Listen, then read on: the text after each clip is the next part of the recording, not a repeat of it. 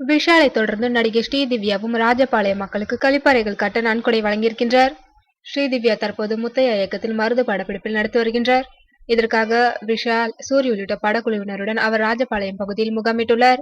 இந்நிலையில் அங்குள்ள மலையப்பட்டி உள்ளிட்ட பகுதிகளில் உள்ள கிராம மக்கள் கழிப்பிட வசதியின்றி அவதிப்படுவதை தெரிந்து கொண்ட விஷால் அப்பகுதி நகராட்சி ஆணையர் தனலட்சுமியுடன் இது குறித்து கலந்துரையாடினார். முதல் கட்டமாக 10 கழிப்பறைகள் கட்ட ரூபாய் 80,000 நடிகர் விஷால் நகராட்சி ஆணையர் தனலட்சுமியிடம் வழங்கியிருந்தார். இந்நிலையில் நடிகை ஸ்ரீதிவ்யாவும் தனது பங்கிற்கு ரூபாய் 80,000 வழங்கியிருக்கின்றார். இது குறித்து நடிகர் விஷால், ஸ்ரீதிவ்யா ராஜபாளையம் மக்கள் கழிப்பறைகளை கட்டிக்கொள்ள ரூபாய் 80,000 வழங்கியிருக்கிறார். அவருக்கு நன்றி. மருது படக்குழுவினரிடமிருந்து இன்னும் நிறைய உதவிகள் வரும் என்று எதிர்பார்க்கிறேன் என்று தெரிவித்திருந்தார். மேலும் ராஜபாளையம் பகுதியில் உள்ள ஒரு ஹோட்டலில் கலந்துரையாடல் நிகழ்த்தி மீதி இருக்கும் மக்களுக்கு கழிப்பறை வசதிகளை ஏற்படுத்தி தர மருது படக்குழு முடிவு செய்துள்ளது.